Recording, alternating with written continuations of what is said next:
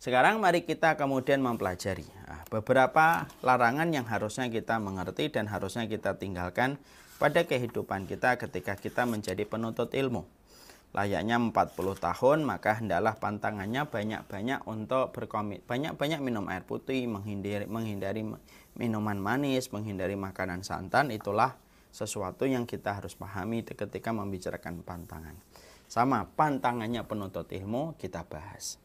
Saya ambilkan materi pada kesempatan hari ini, saya ambilkan dari sebuah kitab yang ditulis oleh Syekh Bakar Abu Zaid, yaitu Hilyah Thalibil Ilmi, perhiasan para penuntut ilmu. Dan kita harus paham pantangannya penuntut ilmu itu apa saja. Yang pertama, pantangannya penuntut ilmu itu adalah janganlah kita ini menjadi ahlus syibr. Yang pertama itu janganlah kita ini menjadi ahlus syibr. Ahlus syibr itu orang yang sombong dengan ilmu yang kita peroleh. Ya, ini termasuk di antara yang disampaikan. Para ulama lalu menyampaikan, saya sampaikan di dalam kitab Tadkiratus Sami' wal Mutakallim, halaman 65 disampaikan dalam sebuah riwayat. Al-ilmu salah satu asbar. Ilmu itu memiliki 3 tahapan atau 3 anak tangga, ya, atau 3 jengkal. Faman dakhalaha fi syibril awal takabbara.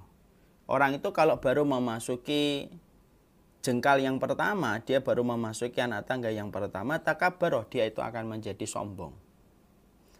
Faman dakhalaha fisani, fisyibrisani, barang siapa yang dia memasuki jengkal yang kedua atau anak tangga yang kedua, tawadhu'ah, dia itu akan merasa tawadhu, rasa rendah hatinya. Waman dakhalaha fisyibrisalis, barang siapa yang memasuki pada syibrisalis, yaitu memasuki pada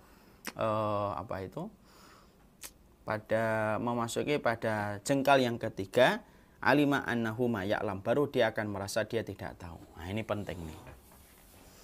Jadi yang pertama yang kita harus pahami adalah ketika seseorang itu menjadi penuntut ilmu, salah satu di antara hal yang harus diketahui oleh para penuntut ilmu, pantangannya itu apa? Jangan pernah menjadi sombong dengan ilmu yang telah kita pelajari.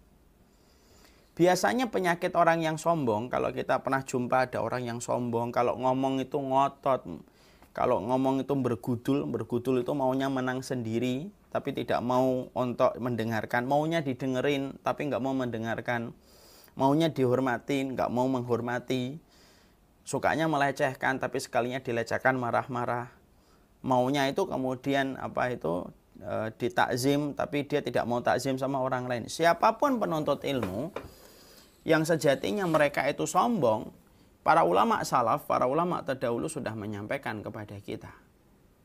Itulah orang kalau baru pertama kali menuntut ilmu. Dia akan sombong.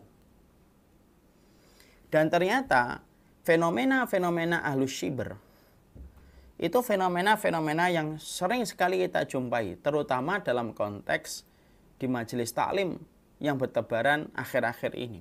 Banyak sekali para penuntut ilmu itu mereka itu menjadi ahlus syibri. Ahlus syibri itu apa sih? Ahlus syibri itu yang sombong dengan ilmunya. Entah dia sadar atau tidak sadar. Biasanya sih orang sombong itu tidak sadar. Ya, yang bisa mendeteksi orang itu sombong atau tidak sombong orang lain. Makanya kemudian dikatakan orang itu kalau baru masuk ke ilmu, baru belajar, pertama kali dia merasa sombong. Baru setelahnya dia merasa rendah hatinya ketika dia tahu ketika dia tahu ada langit di atas langit.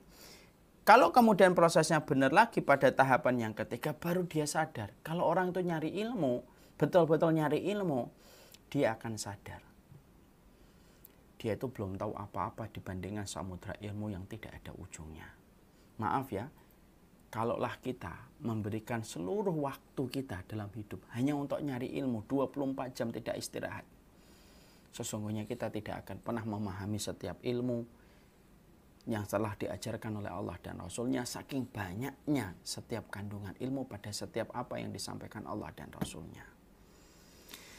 Makanya inilah yang menjadikan kita memahami. Saya betul-betul menyampaikan kepada seluruh saudara-saudara kami, keluarga-keluarga kami dalam ilmu, jangan pernah menjadi ahlus syibr. Makanya maaf, saya itu berdoa kalau ada di antara jamaah orang-orang yang belajar lalu ternyata dia menjadi ahlus syibr, saya itu meminta, ya Allah jauhkanlah saya dengan orang-orang yang sombong dengan ilmunya. Sehingga ketika mereka sombong dengan ilmunya apa? Hanya berbekal dengan Google, hanya berbekal dengan satu potongan video one minute booster gitu ya. Lalu mereka itu kemudian sudah mencela orang, sudah menghujat orang, sudah merendahkan omongan orang, sudah meremehkan bagaimana prosesnya dia ketika belajar sampai puluhan tahun. Hanya dengan satu ilmu yang baru dia pelajari, itu pun dia pelajari secara instan. Banyak sekali ahlu syibr yang tersebar. Walaupun penampilan mereka terkadang penampilan yang khusyuk. Penampilan mereka kadang-kadang penampilan yang syar'i. Tapi tidak sadar di balik penampilan-penampilan syar'i yang mereka miliki, ternyata hati mereka itu telah dicap dengan ahlu syibr, kesombongan.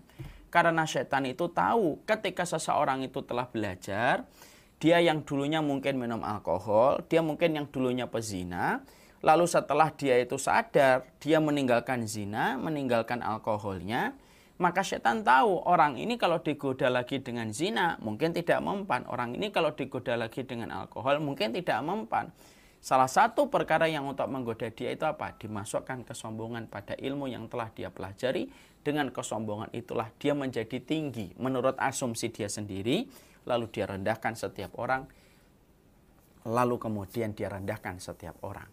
Maunya didengar, tidak mau mendengar. Maunya dihormati, tidak mau menghormati. Maunya kemudian dia itu ditakzim, tetapi tidak pernah mentakzim orang. Jadilah orang-orang yang sejatinya itu ahlu syibr. Nah, ini yang banyak orang tidak sadar. Makanya para ulama lalu sudah menerangkan kepada kita tentang bahayanya menjadi ahlu syibr. Ketika ini termasuk salah satu pantangan yang tidak diwaspadai oleh banyak penuntut ilmu, maka banyak orang-orang yang mereka itu menjadi ahlu syibr. Padahal Imam Ibnu Qayyim sudah mengingatkan kepada kita di salah satu pernyataan ilmunya beliau yang luar biasa. Imam Ibnu Qayyim itu berkata begini, kesombongan itu secara sederhana itu ada 3.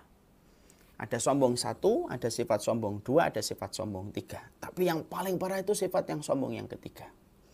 Sekarang sifat sombong 1 dan 2 itu apa? Yang pertama, ada orang yang sombong dengan hartanya yang berlimpah.